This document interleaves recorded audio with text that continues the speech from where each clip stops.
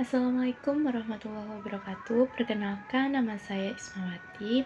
Pada kesempatan kali ini, saya akan mendemonstrasikan sekaligus menjelaskan proses pembuatan aplikasi deteksi objek menggunakan MATLAB App Designer dengan metode background subtraction. Metode background subtraction merupakan metode yang bekerja dengan cara membandingkan dua citra, yaitu citra latar belakang atau background dan citra yang berisi objek atau foreground. Dari perbedaan kedua citra tersebut, sistem dapat mengetahui bagian mana yang merupakan objek. Baik, langsung saja kita masuk ke dalam MATLAB App Designer-nya. Pertama, saya sudah menyiapkan tampilan aplikasi yang terdiri dari 3 buah akses dan 3 buah kolom. Akses yang pertama, saya beri nama background yang nantinya digunakan untuk menampilkan gambar latar belakang. Kemudian akses yang kedua, saya beri nama foreground yang berfungsi menampilkan gambar yang memiliki objek. Dan yang ketiga, saya beri nama UI hasil yang akan digunakan untuk menampilkan hasil deteksi objek. Selanjutnya terdapat 3 tombol, yaitu tombol background, tombol foreground, dan tombol deteksi atau button. Sebelum masuk ke fungsi masing-masing tombol, saya terlebih dahulu membuat 2 buah private properties. Di sini saya menambahkan variabel bernama background dan foreground.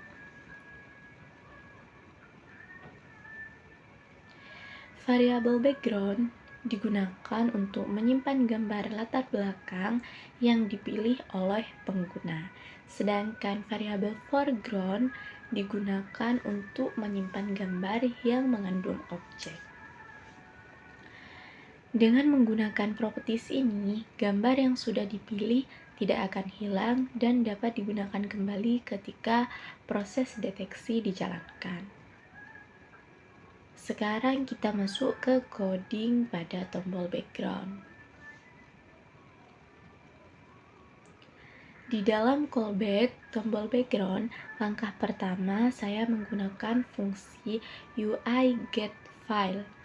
Fungsi ini berfungsi untuk membuka file Explorer sehingga pengguna dapat memilih file gambar.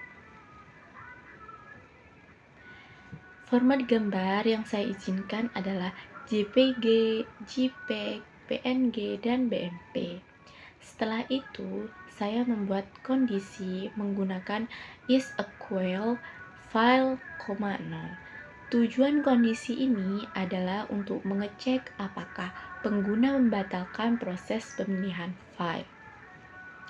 Apabila pengguna menekan tombol cancel, maka program akan langsung berhenti pada bagian ini menggunakan perintah return sehingga tidak terjadi error. Apabila file berhasil dipilih, langkah berikutnya saya membaca gambar menggunakan fungsi imWrite.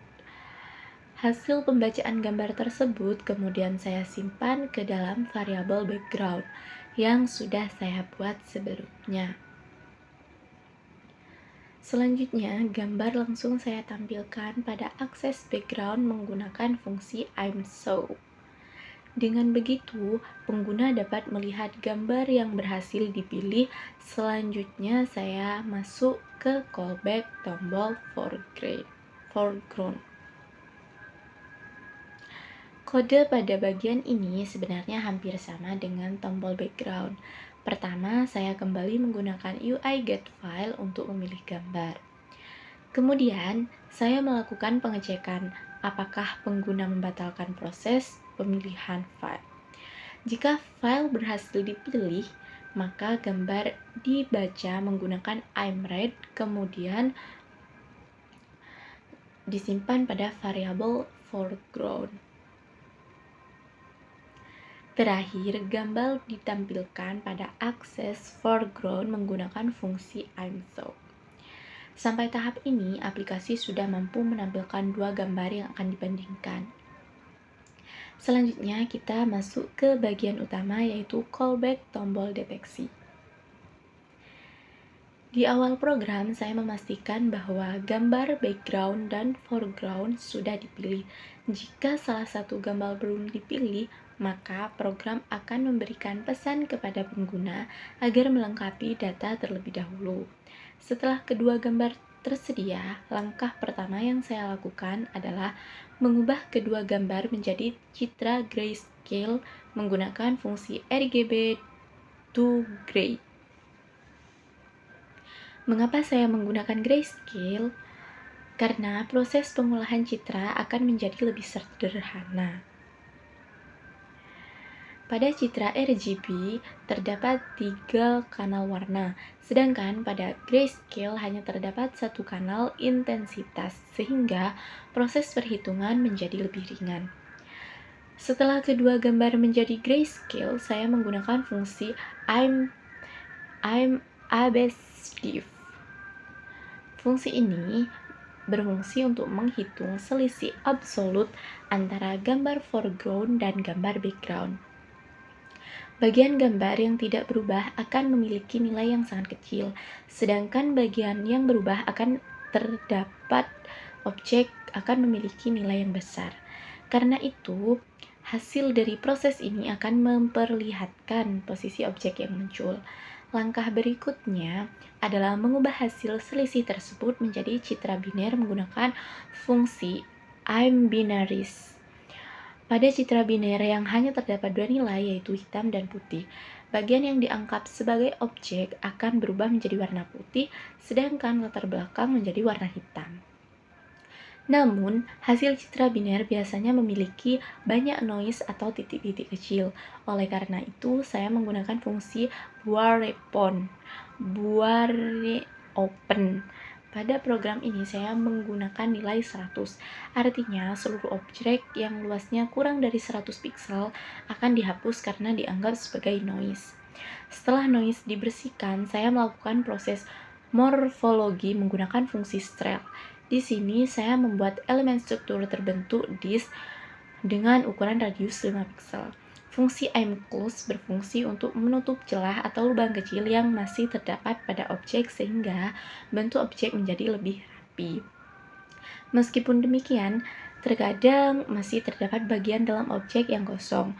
Untuk mengatasi hal tersebut, saya menggunakan fungsi IMFill dengan parameter holess.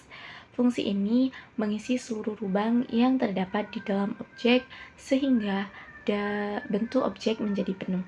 Setelah objek berhasil diperbaiki, langkah berikutnya saya menggunakan fungsi region props. Fungsi ini digunakan untuk mengambil informasi dari setiap objek yang berhasil terdeteksi.